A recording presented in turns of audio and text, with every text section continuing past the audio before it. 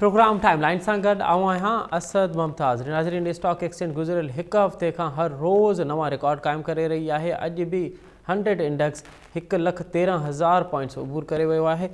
हाणे हीअ stock exchange में तेज़ी आई आहे, उन जा बुनियादी सबब कहिड़ा आहिनि? छा स्टॉक एक्सचेंज में हिकु तेज़ी आई आहे उहा जेन्युइन तेज़ी आहे, हक़ीक़त में कारोबार में इज़ाफ़ो थियो आहे, या इहो आर्टिफिशियल आहे या सिर्फ़ु ॾेखाव आहे? बुनियादी सबब कहिड़ा आहिनि स्टॉक एक्सचेंज जे कारोबार में तेज़ी जा? ऐं छा स्टॉक एक्सचेंज जो जेकॾहिं कारोबार में तेज़ी पई अचे, उहो हर रोज़ नया रिकॉर्ड पियो क़ाइमु करे, त छा इन मां इहो बि अक्स करे सघिजे थो त पाकिस्तान जी मुआशी सूरत हाल हाणे बहितरी ॾांहुं वञे पई, पाकिस्तान मुआशी तौर ते हाणे सघारो थिए पियो? इन ते ॻाल्हाईंदासूं। इन असांखे प्रोग्राम में जॉइन कयो आहे अतीक रहमान साहब, पाण मुल्क जा मुमताज़ मुआशी माहिर आहिनि, कंहिं तारीफ़ जा मोहताज न आहिनि। अतीक साहब, प्रोग्राम में खुश आमदीद सर।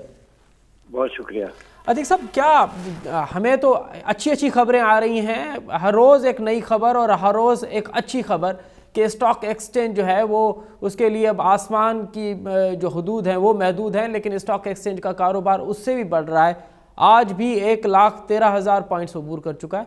क्या रियल माना में ये कारोबार बढ़ रहा है, या आप समझ रहे हैं कि ये फ़कत दिखावा है? देखिए, बहुत बहुत शुक्रिया पहले तो आपका, और फिर आपका सवाल है कि ये खुशखबरी है, खुशाइंद है, तो मैं आपको कहता हूँ अल्हम्दुलिल्लाह ये खुशखबरी है, ये खुशाइंद है।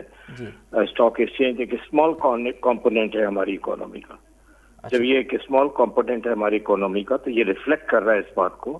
कि हम लोग पॉलिटिकल स्टेबिलिटी के साथ साथ इकोनॉमिक स्टेबिलिटी की तरफ भी कहीं जा रहे हैं। जब पॉलिटिकल स्टेबिलिटी होगी तो इकोनॉमिक स्टेबिलिटी ऑटोमेटिकली सामने आएगी। जब इकोनॉमिक स्टेबिलिटी आएगी तो स्टॉक जैसे तमाम शोबे इंशाल्लाह तरक्की करेंगे।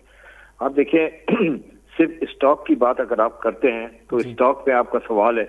कि ऐसा क्यों हो रहा है कि ये इतनी तेजी से आगे बढ़ रहा है। इसमें इंडिविजुअल बायर्स भी हैं, इसमें लोकल इन्वेस्टर्स भी हैं, इसमें फॉरेन इन्वेस्टर्स भी हैं, इसमें इंस्टीट्यूशंस भी हैं, इसमें कॉर्पोरेट भी है। आप मेरी बात समझ रहे हैं? जी जी जी प्लीज। इसमें ये सब कुछ कैसा हुआ? ये सब इस तरह से हुआ है कि जब आपके पास लिक्विडिटी ऑफ कैश हो, फंड फ्लो हो, पॉसिटी ऑफ फंड्स ना हो, फाइनेंशियल प्रॉब्लम्स ना हो, तो आपको जब पैसा आपके पास हो तो आपको उसको कहीं ना कहीं तो स्टॉक इन्वेस्ट करना ही है ना। तो जहां तक समझ में आती है बात, वो यही है कि लोगों ने स्टॉक को बेहतर समझा,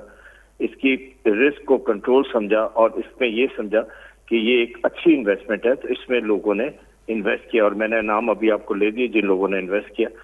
अब इसमें सबसे बड़ी बात यह है कि जब लैंडिंग की कॉस्ट कम होती है, देखिए एडीआर जी, ये एडवांस टू डिपॉजिट रेशियो, इसके तहत आपको 50% डिपॉजिट्स अपने लोन में दे देने हैं, सेविंग अकाउंट्स में से नहीं, करंट अकाउंट से भी नहीं, बल्कि कॉर्पोरेट के अकाउंट में से, यानी जो आपके हाईली वैल्यू डिपॉजिट्स हैं। तो इसका मतलब ये हुआ कि लोन की पोजीशन बहुत अच्छी हो गई, और जो पहले एक्सेस टू फाइनेंस या कॉस्ट ऑफ क्रेडिट महंगा होता था उसकी वो नहीं रहा, और अब आपके पास लोन की पोजीशन अच्छी हो गई और आपके पास पैसे आने शुरू हो गए। यानी एक तरफ आपका इंटरेस्ट रेट गिरा, नंबर 1, नंबर 2 आपको एडीआर के तहत आपके डिपॉजिट्स लिक्विडेट हुए और आपके पास कैश का फ्लो शुरू हो गया, और लोन की पोजीशन अच्छी हो गई, बैंक्स ने लोन देने शुरू कर दिए। आप देखिए नवंबर दिसंबर में 48% पे उन्होंने एडीआर पे कामयाबी हासिल कर ली है जी। तो ये तमाम चीजों की वजह से तो अतीक साहब, आप अतीक साहब आप ये फरमा रहे हैं कि क्योंकि शरह सूद में कमी आई है, 22% से कम हो के अब वो और मजीद कम होने के उसके इम्कानात हैं, जो 16 दिसंबर को एक और मॉनिटरिंग पॉलिसी का ऐलान किया जाएगा, तो ये सब उसकी वजह से हो रहा है। देखिए, जहां आपका इंटरेस्ट रेट कम होता है वहां पे लिक्विडिटी भी बढ़ती है, कैश फ्लोज भी आते हैं, और फिर एडीआर के तहत आपको लोन्स भी मिल रहे हैं। जब ये दोनों चीजें इकट्ठी होती है तो इसका मतलब है आपके पास एक हैंडसम अमाउंट ऑफ कैश होता है जो आप कहीं इन्वेस्ट करना चाहते हैं। तो इस वक्त अपॉर्चुनिटी स्टॉक में लोगों को मिली है, और जब स्टॉक में मिली है तो वो उसमें इन्वेस्ट कर रहे हैं और विदाउट एनी प्रॉब्लम इन्वेस्ट कर रहे हैं, और वो देख रहे हैं कि दिन पर दिन स्टॉक बढ़ता चला जा रहा है, और उनका जो रिस्क फैक्टर है, जो मैनेजमेंट फैक्टर है, वो भी उनको सही नजर आ रहा है। तो लिहाजा वो बेखौफ व खतर जो है ना इसमें इन्वेस्टमेंट कर रहे हैं। और मैंने पहले कहा, फिर रिपीट होती है कि इसमें देखिए इस बार सिर्फ इंडिविजुअल इन्वेस्टर्स नहीं है, या कॉर्पोरेट नहीं है, या इंस्टीट्यूशंस नहीं है, इसमें लोकल इन्वेस्टर्स भी शामिल है। इसका मतलब ये है कि एक कॉन्फिडेंस डेवलप हो रहा है कहीं, और उस कॉन्फिडेंस की वजह से स्टॉक की जो ये पोजीशन है ये हमारे सामने आती, जो कि एक कंपोनेंट से इकोनॉमिक वायबिलिटी झलक रही है, एक रिफ्लेक्शन आ रहा है इकोनॉमी का कि there is something which is cooking and this is cooking is good cooking and something is coming up. अच्छा, तो आप देखें ये सारा कुछ है। अच्छा अच्छा अतीक साहब, क्योंकि हम आपसे ये समझने की कोशिश करेंगे कि जब पैसा आता है तो वहाँ पैसे की जो रोटेशन है वो यहाँ पे या तो स्टॉक एक्सचेंज में लगा पैसा लगाता है, जो आप फरमा रहे हैं कि क्योंकि इंटरेस्ट रेट कम हुआ है, लोगों के पास पैसा है और लोगों ने वहाँ पे पैसा लगाना बेहतर समझा, जिसकी वजह से स्टॉक एक्सचेंज में कारोबार तेजी आ गई। दूसरा है रियल इस्टेट में। आप क्या समझ रहे हैं कि ये जो अब जाहिर है शरह सूद में कमी आई है, लोग अब बैंकों से पैसा निकालेंगे, तो ये स्टॉक एक्सचेंज में तो 100% नहीं जाएगा, फिर ये रियल एस्टेट में भी जाएगा और फिर हो सकता है कि ये डॉलर में भी इन्वेस्ट करें। तो आने वाले दिनों में आप रियल एस्टेट के कारोबार को और क्या ये भी इम्कानात हैं कि क्योंकि स्टॉक एक्सचेंज में कारोबार में बहुत तेजी आ रही है, तो कल कोई डॉलर फिर दोबारा से बढ़ने के इम्कानात हैं डॉलर के उसमें? देखिए, जहां तक रियल एस्टेट की बात है, रियल एस्टेट पे कुछ एडिशनल टैक्सेस भी हैं और उसकी डीलिंग में और उसके ट्रांजैक्शंस पे कुछ एफबीआर की इम्प्लीकेशंस है और उसके ऊपर प्रॉब्लम्स भी हैं। जब ये सॉल्व हो जाएंगे, जो कि लग रहा है कि अब सॉल्व हो जाएंगे, तो जब ये सॉल्व हो जाएंगे तो आप देखिएगा कि रियल एस्टेट में भी इन्वेस्टमेंट होगी। और हमें रियल एस्टेट ही क्यों नजर आता है, हमारे पास हमारा एग्रीकल्चर है, हमारा फूड है, हमारा फार्मा है, टेक्सटाइल का मैं नाम नहीं लूंगा, टेक्सटाइल भी है, और आप देखिए और बहुत सारी एवेन्यूज हैं जहां पर इन्वेस्टमेंट की जा सकती है और इन्वेस्टमेंट की जा रही है। और इसमें फॉरेन डायरेक्ट इन्वेस्टमेंट भी अट्रैक्ट करने की कोशिश कर रही है, लेकिन लोकल इन्वेस्टर्स की इन्वेस्टमेंट इन चीजों पे भी हो रही है। आप देखिए, जहां तक हमारी फूड का ताल्लुक है, इससे पहले कि हम फूड की तरफ जाए, हमारी इस बार कुछ क्रॉप जो है वो 21% लेस हुई है और वीट का भी यही हाल हो रहा है। ठीक है, कोई नेचुरल कैलेमिटी नहीं आई है, लेकिन हम टारगेट्स मीट नहीं कर पाए। हम लीडर्स होते थे दुनिया में कॉटन के और वीट के, लेकिन हम इस बार अपनी एग्री फूड वैल्यू चेन को इतना कंट्रोल नहीं कर पाए हैं, वो मेजरेबल है थोड़ी सी। तो इसको हमें कंट्रोल करना है, इसमें इन्वेस्टमेंट्स की जरूरत है और इन्वेस्टमेंट्स कई तरीके से हो सकती हैं, जिसमें हम ये कह सकते हैं कि हम अपने फूड की बाई प्रोडक्ट्स को और फूड प्रोडक्ट्स को आगे बढ़ा सकते हैं। सो हम देखें, अभी चाइना में हमारी एग्जीबिशन हुई थी, इसमें हमारी फूड बाई प्रोडक्ट्स ने ट्रिमेंडसली अपने ऑर्डर्स लिए हैं और बहुत कामयाबी थे। अभी हमारे शहर में भी अभी फूड की एग्जीबिशन थी, इसमें भी बेइंतहा ऑर्डर्स है। तो इसका मतलब ये है कि हम कंडीशनली एंड नॉन कंडीशनली बहुत तरीके से हम फूड की प्रोडक्ट्स में आगे जा रहे हैं और हमारा मेड इन पाकिस्तान के साथ साथ प्रोड्यूस ऑफ पाकिस्तान का भी एक किरदार सामने नजर आ रहा है, जिसमें हम देख रहे हैं कि बाई प्रोडक्ट्स में आपको बहुत सारे नाम आ जाते हैं और उन नामों को अभी मैं लेता हूँ, थोड़ा सा आगे बढ़ूंगा। तो उसमें मैं सिर्फ ये कहना चाहता हूँ कि जब हम इन बातों की तरफ ध्यान दे रहे हैं तो हमें इस बात की तरफ भी ध्यान देना चाहिए कि जो हम अपनी एग्रीकल्चर या फूड प्रोडक्ट्स या उसकी बाई प्रोडक्ट्स या वैल्यू एडेड एग्री प्रोडक्ट्स के बारे में बात कर रहे हैं, तो हमें उसको थोड़ा सा आगे बढ़ाना चाहिए। अब आ जाते हैं उन चीजों के नामों की तरफ जिसकी हमारी दुनिया में डिमांड हम पैदा कर रहे हैं। वो हमारे बिस्किट्स हैं, हमारी पेस्ट्रीज हैं, हमारा पिंक सॉल्ट है, हमारे ड्राइड मैंगोज हैं, ये आलमंड ऑयल है। ये चीजों की तरफ भी ध्यान देने की जरूरत है। ये हमारे फूड के बाई प्रोडक्ट्स हैं, हमारी एग्रीकल्चर की बाई प्रोडक्ट्स हैं। ये सब भी, इससे भी काम हो रहा है, इससे भी इन्वेस्टमेंट्स हो रही हैं और इस पर भी लोग ध्यान दे रहे हैं। ऐसा नहीं है कि सिर्फ स्टॉक की तरफ लोगों का ध्यान है, बिजनेस कम्युनिटी का ध्यान हर तरफ है और वो इस पे भी कुछ करे। और फिर मैं आगे आपको अगर ले जाऊं लार्ज स्केल मैन्युफैक्चरिंग और स्मॉल स्केल मैन्युफैक्चरिंग, तो वो थोड़ी सी एनर्जी क्राइसिस की वजह से है। अब एक कदम आगे बढ़कर शिपिंग, जिसकी तरफ ध्यान नहीं दिया गया, अब पाकिस्तान फ्लैग कैरियर की तरफ बहुत ध्यान दिया जा रहा है कि हम ज्यादा से ज्यादा अपने जहाज बनाएं, अपने जहाज खरीदें। और गवर्नमेंट से ये भी कहा जा रहा है कि जो लोकल शिप ओनर्स हैं उनको आप ज्यादा से ज्यादा इंसेंटिव दीजिए ताकि वो इंसेंटिवाइज हो, तो ज्यादा से ज्यादा वो शिपिंग की तरफ जाए। अब हम शिपिंग पे जाएंगे तो हम शिपिंग के एक सेक्टर को नहीं ले रहे होंगे, हम शिपिंग की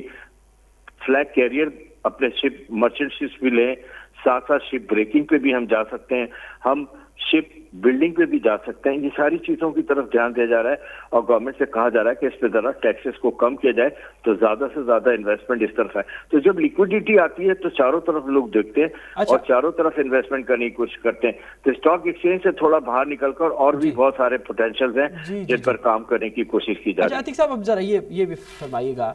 क्योंकि अब जाहिर है इंटरेस्ट रेट कम हुआ है और मजीद कम होने के इम्कानात हैं, तो जो लोगों ने पैसा बैंकों में रखा था, अब जाहिर है वो वहाँ पे मेजॉरिटी तो पैसा वहाँ पे लोग नहीं रखेंगे, वो ज़ाहिर बाहर निकलेगा।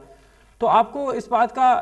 का क्या इम्कानात हैं कि एक मरतबा फिर, क्योंकि स्टॉक एक्सचेंज में तेज़ी आई है और बाकी आपने बड़ा डिटेल में हमें बताया कि कहाँ कहाँ बेहतर कारोबार किया जा सकता है, तो क्या एक मरतबा फिर डॉलर की खरीदारी है यहाँ पे, उसमें भी इजाफे का इम्कानात है कि लोग फिर डॉलर में इन्वेस्ट करेंगे? देखिए, इन्वेस्टमेंट्स में एक एवेन्यू ये भी है कि करेंसी में इन्वेस्टमेंट किया जाता है, लोग डॉलर पे भी इन्वेस्टमेंट करते हैं। हो सकता है वो डॉलर पे इन्वेस्ट करें, उसकी वजह से क्या होगा कि रुपी शेड होगा और जो डॉलर का वैल्यू है वो बढ़ जाएगा और ये फिर वो वाला करेंसी फॉरेन एक्सचेंज का प्रॉब्लम सामने। लेकिन गवर्नमेंट वो तमाम मेजर्स ले रही है जिसके तहत हम कह सकते हैं बड़े वसूख के साथ कि किसी तरह इस किस्म की सूरत हाल दोबारा पैदा ना हो, जिसमें पैरिटी और जो डिस्क्रिप्शन है और जो कंपैरिजन है डॉलर और रुपी का वो फिर इतना ह्यूज हो जाए। तो आपको लगता है कि हुकूमत संजीदगी से सोच रही है कि फिर दोबारा ये क्राइसिस ना बढ़े? जी, तमाम चीजों पर कोशिश की जा रही है और इसमें जहां तक कोशिश आपकी करेंसी के बारे में है तो इसमें भी बहुत जबरदस्त फॉर्मूला हुए हैं और इस पे काम करने की कोशिश की जा रही है। अब साथ साथ आपको देखना यह है कि हमें अपने जो फंड फ्लोज हैं फॉरेन एक्सचेंज उनको डेवलप करना है और फॉरेन एक्सचेंज डेवलप करने के लिए हमें अपनी एक्सपोर्ट्स को ज्यादा से ज्यादा आगे बढ़ाना होगा और अपने रेमिटेंसेस को आगे बढ़ाना होगा। हमारे जो फ्रेंडली कंट्रीज है जिनके साथ हम इंपोर्ट ज्यादा करते हैं, मैं रिपीट कर रहा हूँ और मैंने पहले भी कहा है कई दफा, हमें उनके साथ बात करनी होगी अपनी एक्सपोर्ट बढ़ाने की और हम अपने मेड इन पाकिस्तान और प्रोड्यूस ऑफ पाकिस्तान को पेनिट्रेट करने के लिए कोशिश करने की। ये भी एक बहुत बड़ा सेक्टर होगा हमारा। अगर हमारे ऑर्डर्स आ गए तो हम अपने जहां फूड प्रोडक्ट्स पे और बाई प्रोडक्ट्स पे एग्रीकल्चर की हम काम करेंगे तो हम दूसरी तरफ भी अपने बहुत सारी चीजों को एक्सपोर्ट कर सकेंगे। अच्छा अतीक साहब, बिल्कुल लास्ट में ये बताइएगा कि क्या आपको लगता है कि ये जो स्टॉक एक्सचेंज में तेज़ी आई है उसमें कोई आम आदमी के लिए फ़ायदे की बात है कि आम आदमी के रोज़गार में भी इजाफा हो, आम आदमी की इनकम में भी इजाफा हो? मैंने आपसे कहा कि पूरी यूनिवर्सल इकोनॉमी की जो कंपोनेंट है हमारी, जो पूरी कॉम्पोजिशन है हमारी, उसका एक स्मॉल कंपोनेंट है स्टॉक एक्सचेंज। फायदा उसको होगा जो स्टॉक एक्सचेंज में फायदा उठाने की कोशिश कर रहा है, जो स्टॉक ब्रोकर है, जो स्टॉक में जाने की कोशिश कर रहा है, कैपिटल मार्केट में ज्यादा से ज्यादा घुस रहा है, तो वो फायदा उठाने के लिए जा रहा है। लेकिन जब सारे लोग तो नहीं जा रहे, जब सारे लोग नहीं जा रहे तो पूरी इकोनॉमी को तो इसका बेनिफिट नहीं हो सकता ना, इसका बेनिफिट लिमिटेड है और ये उन्हीं को होगा जो इसमें काम कर रहे हैं। और खुदा करे ये हमेशा इसी तरह की सूरत हाल है और इसी तरह हमारी स्टॉक बूम करती रहे और ये रिफ्लेक्शन है हमारी अच्छी इकोनॉमी का। मैं फिर रिपीट करूंगा, जब पॉलिटिकल स्टेबिलिटी होगी तो इकोनॉमिक स्टेबिलिटी ऑटोमेटिकली आएगी। कोशिश करना चाहिए कि हम किसी ना किसी तरह कोई ना कोई ऐसा कदम जिससे हम अपने मुल्क की इकोनॉमिक ग्रोथ पर और उसकी प्रॉस्पेरिटी पे काम करें। बहुत शुक्रिया अतीकुर रहमान साहब, बड़ा तफसीली तौर पे स्टॉक एक्सचेंज की सूरत हाल पे हमें अपना पॉइंट ऑफ व्यू दे रहे थे। प्रोग्राम में अॻिते वधूं था पिया, स्टॉक एक्सचेंज जे मामले ते ॻाल्हाईंदासीं त स्टॉक एक्सचेंज में इहा तेज़ी पई अचे, उन जा बुनियादी सबब कहिड़ा आहिनि, छा इहा हिकु तेज़ी आहे, उहा जेन्युइन तेज़ी आहे, कारोबार में हिकु तेज़ी अचे पई, उहा जेन्युइन कारोबार में तेज़ी आहे या फ़क़ति ॾेखाव आहे ऐं हक़ीक़त में इन जो उन सां को तालुक़ु कोन्हे, इहो ॼाणींदासीं। इन असांखे जॉइन कयो आहे मुल्क जो मुमताज़ मुआशी माहिर जनाब इंजीनियर अब्दुल जब्बार मेमन साहब। साईं अब्दुल जब्बार मेमन साहब, प्रोग्राम में ख़ुशि आमदीद सर।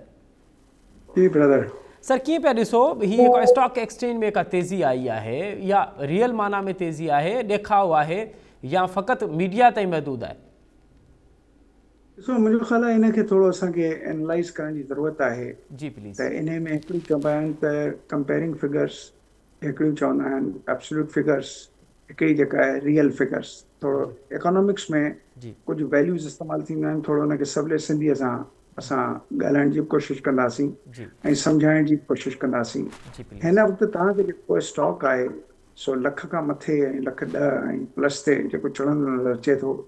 उनखे सम्झण लाइ पहिरें त जेको आहे सो असांखे 2017 में जेके शेयर्स जी जेका मार्केट वैल्यू हुई उहा अॼु जे मार्केट वैल्यू खां डॉलर टर्म्स में ॿीणी हुई। उन जो रीज़न इहो हो त डॉलर जी जेका रुपए सां जेका निस्बत हुई उहा 100 रुपए ते हुई ऐं ओॾी महिल इन्वेस्टर्स जेके आहिनि से फॉरेन इन्वेस्टर्स तक़रीबन 10% जेको आहे सो उन्हनि जो हिकिड़ो शेयर हो। हाणे जेकॾहिं असां 2023 ऑनवर्ड्स जेकॾहिं उनखे ॾिसूं त ओॾी महिल जेका असांजी मार्केट शेयर जी वैल्यू आहे उहा 30 बिलियन ते बीठी, जेका अॼु PSX जे लेटेस्ट जेके स्टैटिस्टिक्स आहिनि उन में हे 48-49 अरब डॉलरनि ते आहे। हाणे इहा ज़हन नशीन ॻाल्हि कयो त 2017 ऐं 2024 जे विच में जेको आहे सो तक़रीबन जेको आहे सो 100% जो फ़र्क़ु आयो आहे जी मार्केट शेयर्स जी वैल्यू में जेको डॉलर टर्म्स में आहे। हाणे फॉरेन इन्वेस्टर उन वक़्तु जेको आहे सो सम्झो असां 3-4-7 साल पहिरीं जूं ॻाल्हियूं कयूं, उन्हनि जो शेयर 10% हो जी ऐं हाणे फॉरेन इन्वेस्टर जो शेयर उहो 1/3 ते अची पहुतो आहे, 3.4% ते अची पहुतो आहे। हाणे असां जेको आहे सो इन खे थोरो अॻिते वधायूं त कुझु फॉरेन इन्वेस्टर्स जेके आहिनि से अचनि बि वेठा।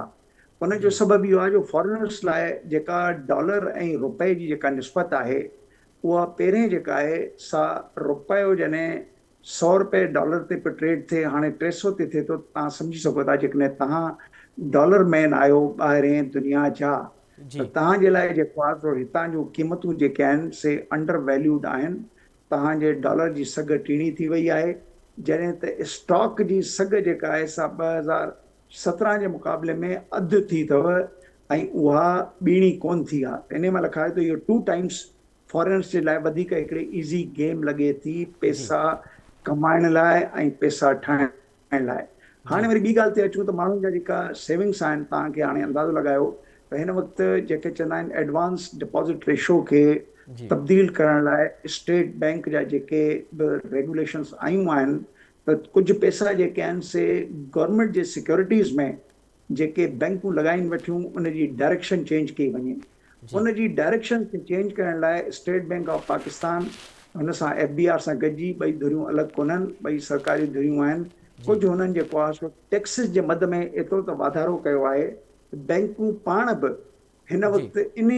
वॾनि डिपॉज़िट्स खां जेको आहे सो परे थियण जी कोशिशि पिया थियूं कनि ऐं कंहिं तरीक़े सां जेके वॾा नेट वर्थ आहिनि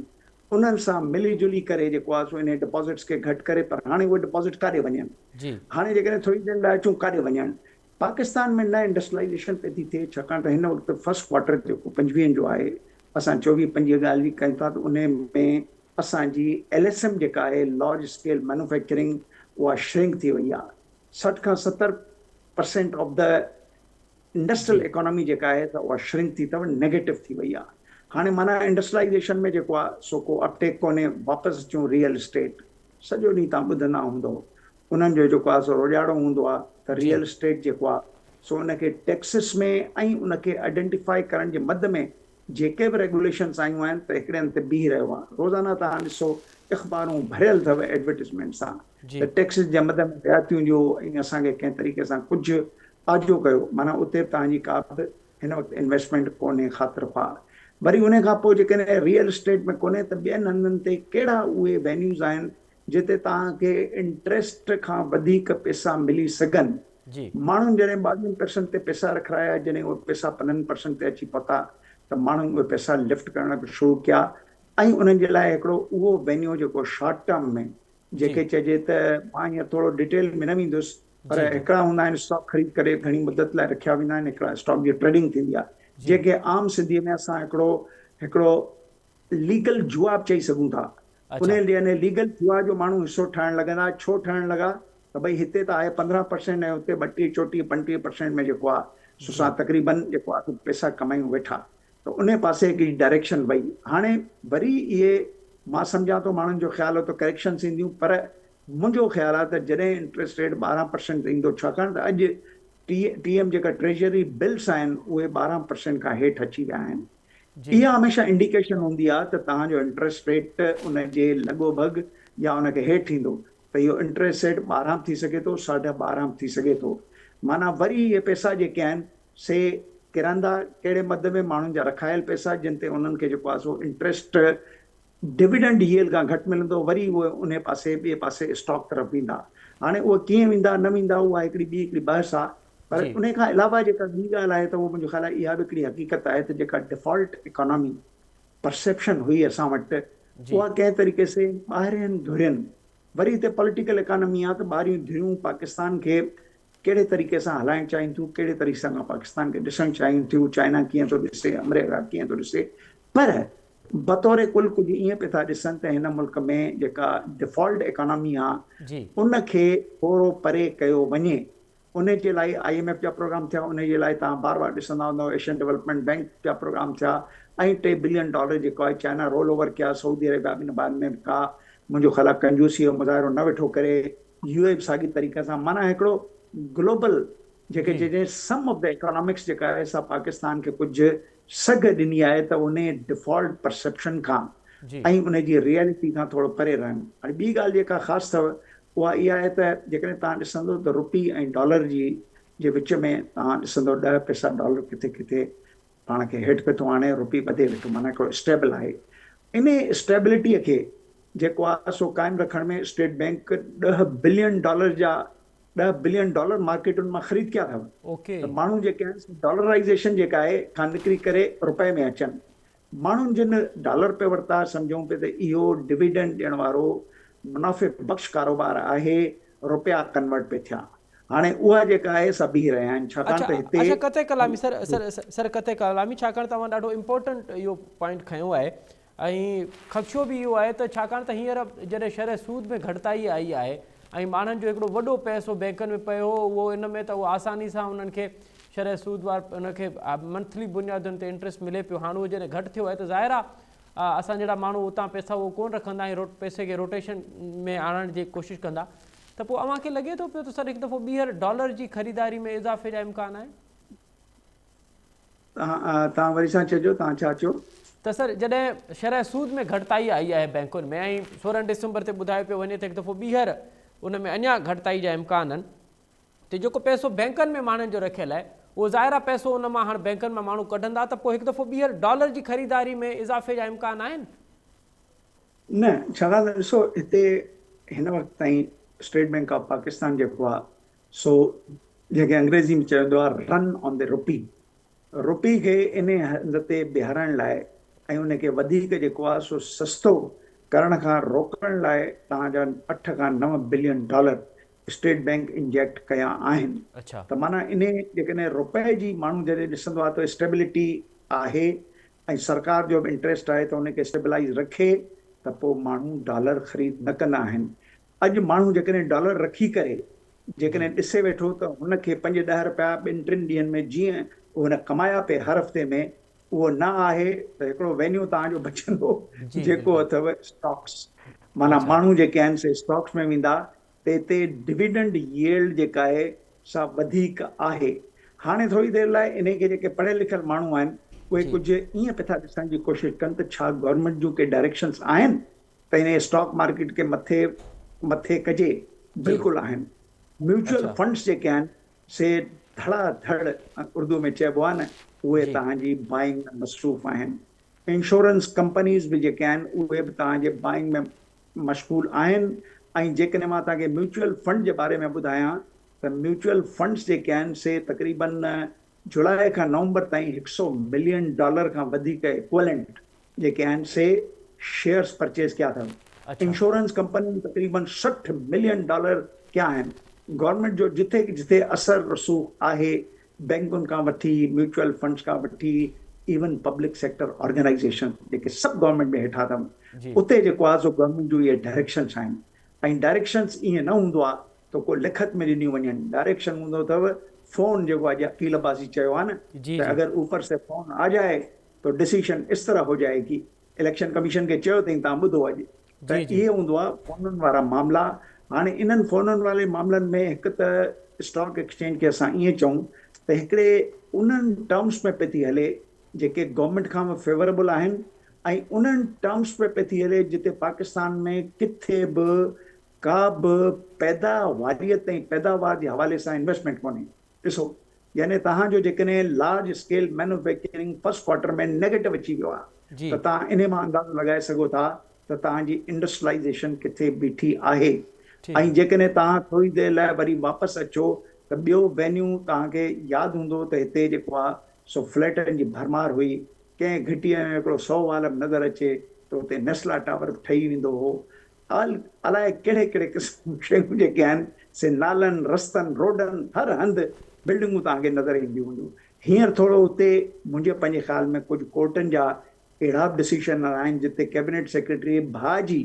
मुनाल रेस्टोरेंट तव्हां ॾिसो इस्लामाबाद में हिन में जेको आहे सो अॻिते केराई वई ही सॼो हंधि चयो अथनि साफ़ कयो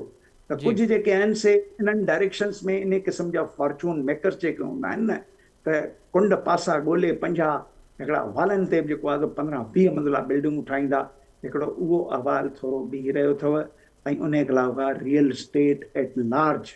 इन जनरल जेका आहे सा बीठी आहे छाकाणि त हुननि उते टैक्सेशन जो स्ट्रक्चर खे